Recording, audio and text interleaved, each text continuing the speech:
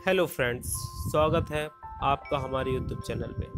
आज हम आपको बताने जा रहे हैं कामसूत्र और कामक मूर्तियों वाले खजुराहो के मंदिर के बारे में।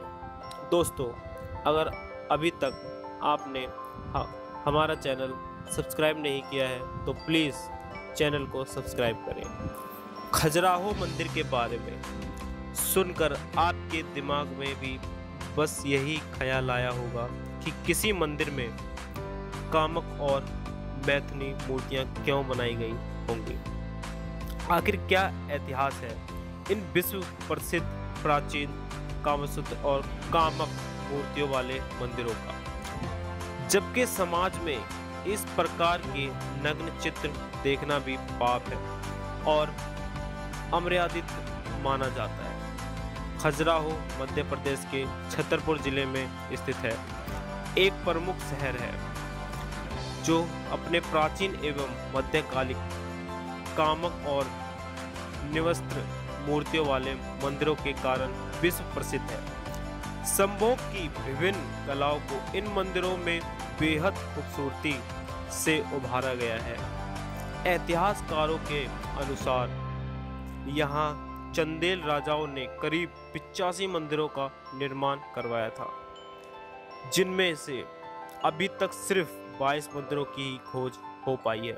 बाकी मंदिर प्राचीन टीलों तथा खंडरों में के रूप में बदल गया है।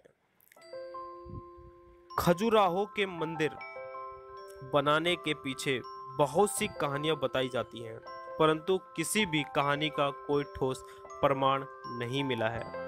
कहा जाता है कि काशी के राजपुरोहित की पुत्री हेमवती अपूर्व सौंदर्य की स्वामिनी थी।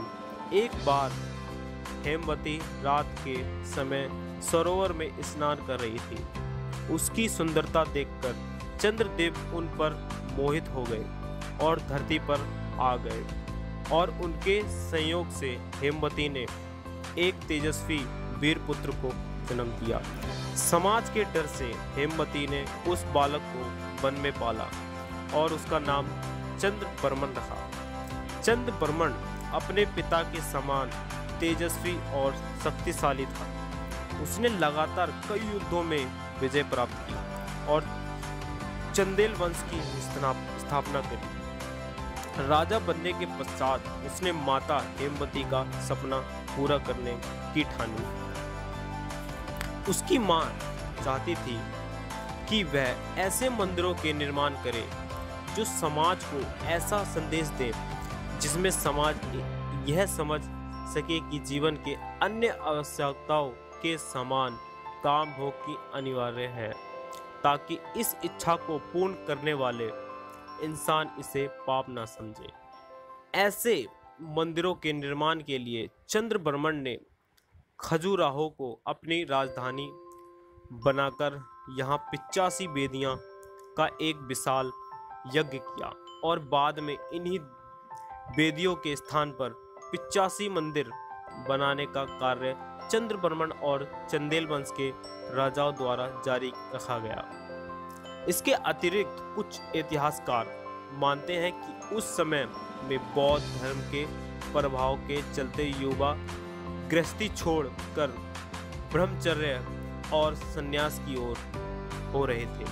उन्हें दोबारा गृहस्थ धर्म के प्रति जागरूक करने के लिए इन मंदिरों के निर्माण कराएगा, ताकि उन्हें यह समझ आए कि गृहस्थ रहकर भी मोक्ष प्राप्त किया जा सकता है। साथ ही स्थानीय लोगों का कहना था यह है कि इन मंदिरों को आकाशीय बिजली से बचाने के लिए मैथुन मूर्तियां मंदिरों के बाह्य दीवारों पर लगाई गई हैं, क्योंकि ऐसी मान्यता है कि आकाशीय बिजली एक कुंवारी देवी है जो लज्जा बस ऐसे स्थानों पर नहीं आ सकती जहां मैथुनी कार्य हो रहा हो। और भी एक कहानी यहाँ प्रचलित है कि चंदेल राजाओं के काल में इस क्षेत्र में तांत्रिक समुदाय का एक वर्चस्व था जो योग था तथा भोग दोनों को मोक्ष का साधन मानते थे। ये मूर्तियां उनके क्रियाकलापों की ही देन मानी जाती है।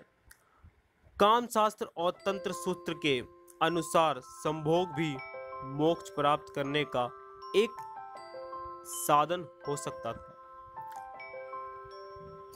बहरहाल निर्माण का कारण चाहे कोई भी रहा हो, परंतु यह तो निश्चित है कि उस काल की संस्कृति में इस प्रकार के मंदिरों का निर्माण बहुत ही महत्वपूर्ण स्थान था और आज भी हर साल लाखों देशी विदेशी सैलानी इन मंदिरों को देखने यहाँ आते हैं। धन्यवाद। आपको यह कहानी कैसी लगी कमेंट बॉक्स में बताएं। यदि कहानी पसंद आई हो तो लाइक शेयर और सब्सक्राइब करें।